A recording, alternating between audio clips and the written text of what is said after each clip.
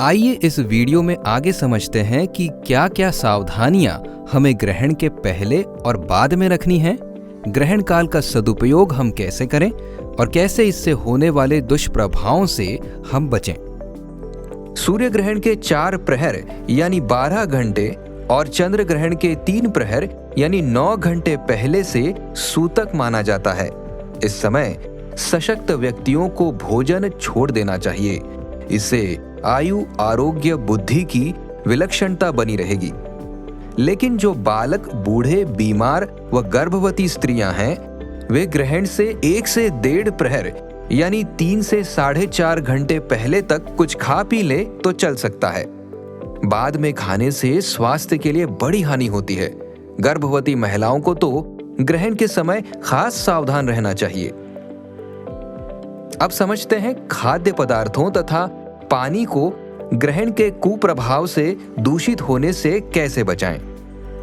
ग्रहण के पहले का बनाया हुआ अन्न ग्रहण के बाद त्याग देना चाहिए, लेकिन ग्रहण से पूर्व रखा हुआ दही या उबाला हुआ दूध तथा दूध, छाछ, घी या तेल, इनमें से किसी में सिद्ध किया हुआ अर्थात ठीक से पकाया हुआ अन्न यानी कि पूड़ी आदि ग्रहण के बाद भी सेवनीय है, परंतु ग्रहण के पूर्व इनमें कुशा डालना जरूरी है।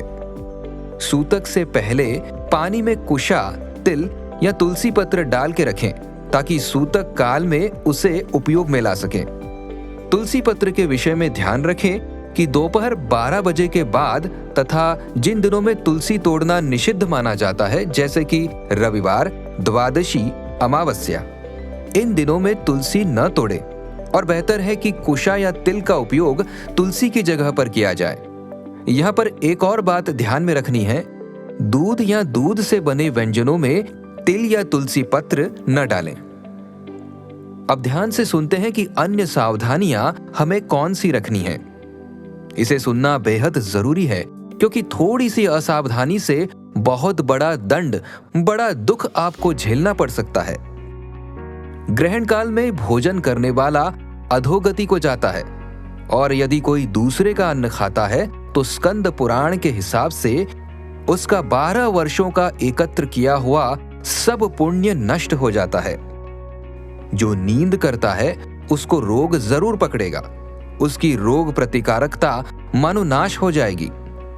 ग्रहण के समय जो पेशाब करता है उसके घर में दरिद्रता आती है। जो शौच जाता है उसको कृमि रोग होता है तथा कीट की योनि में जाना पड़ता है। जो संसार व्यवहार यानी संभोग करते हैं उनको सूअर की योनि में जाना पड़ता है। ग्रहण काल में तेल मालिश करने या उपटन लगाने से कुष्ठ रोग होने की संभावना बढ़ जाती है। ठगाई करने वाला सर्प योनि में जाता है, और इसी काल में चोरी करने वाले को दरिद्रता पकड़ लेती है। जीव जंतु या किसी प्राणी की हत्या करने वाले को तो नारकीय योनियों में जाना पड़ता है। ग्रहण के समय पत्ते, तिनके, लकड़ी, फूल आदि न तोड़ें। दंत धावन या ब्रश भी न करें। ग्रहण समय में चिंता करते हैं तो बुद्धिनाश होता है। ग्रहण के समय में बाल तथा वस्त्र नहीं निचोड़ने चाहिए, और तो और ताला खोलना भी मना है। ग्रहण के समय कोई भी शुभ या नया कार्य शुरू नहीं करना चाहिए। भूकंप एवं ग्रहण के अवसर पर पृथ्वी को खोदना नहीं चाहिए। ये तो हो गई सावधानियां। अब समझ लेते हैं कि ग्रहण काल का सदुपयोग हमें कैसे करना है। सूर्य ग्रहण के समय रुद्राक्ष माला धारण करने से पाप नष्ट हो जाते हैं, परंतु फैक्ट्रीज में बनने वाले नकली रुद्राक्ष नहीं, असली रुद्राक्ष हो। मंत्र दीक्षा में मिले मंत्र का ग्रहण के समय जप करने से उसकी सिद्धि हो जाती है। गुरु मंत्र न मिला हो तो इष्ट मंत्र जप सकते हैं, परंतु मंत्र जप न करने से मंत्र को मलिनता प्राप्त होती है। महर्षि वेदव्यास जी कहते हैं, चंद्र ग्रहण के समय किया हुआ जप 1,00,000 गुना और सूर्य ग्रहण के समय किया हुआ जप 10 लाख गुना फलदायी होता है। यदि गंगा जल पास में हो तो चंद्र ग्रहण में 1 करोड़ गुना और सूर्य ग्रहण में 10 करोड़ गुना मंत्र जप फलदायी होता है। एक बात और, ग्रहण के दौरान स्वास्थ्य मंत्र और ब्रह्मचर्य मंत्र भी जप सकते हैं। यकीन मानिए ये मंत्र सिद्ध हो सकते हैं। अब स्वास्थ्य मंत्र कौन सा जपें? पूज्य गुरुदेव द्वारा अपने साधकों के लिए बताए गए कुछ स्वास्थ्य मंत्र इस प्रकार हैं। नासे रोग हरे सब पीरा, जपत निरंतर हनुमंत बीरा। दूसरा मंत्र है ओम हुम विष्णवे नमः और तीसरा मंत्र है ओम हंसम हंसः। ये मंत्र भी आरोग्य के कण बनाएगा। ये तो रोज एक माला करो तो आरोग्य की रक्षा होती है। और ब्रह्मचर्य मंत्र है ओम अर्यमाय नमः। ओम अर्यमाय नमः इसकी अगर एक माला भी करते हो तो भी विकारों से रक्षा होती। ओम अर्यमाय नमः ही पितरों में श्रेष्ठ है और गीता में भगवान ने कहा पितरों में अर्यमा मेरा ही स्वरूप है। इसे भी इसी समय में सिद्ध कर सकते हैं।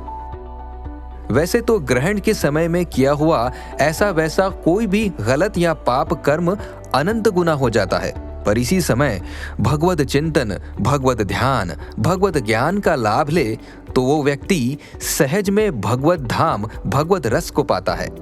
ग्रहण के समय अगर भगवत विरह पैदा हो जाता है तो वो भगवान को पाने में बिल्कुल पक्का है। समझ लो उसने भगवान को पा ही लिया। ग्रहण के समय किया हुआ जप, मौन, ध्यान, प्रभु सुमिरन अनेक गुना हो जाता है। ग्रहण के अंत में सच्चैल अर्थात वस्त्र सहित स्नान करना चाहिए। स्त्रियां सिर धोए बिना भी स्नान कर सकती हैं। ग्रहण पूरा होने पर सूर्य या चंद्र जिसका ग्रहण हो उसका शुद्ध बिंब देखकर ही भोजन करना चाहिए। ग्रहण के स्नान में कोई मंत्र नहीं बोलना चाहिए।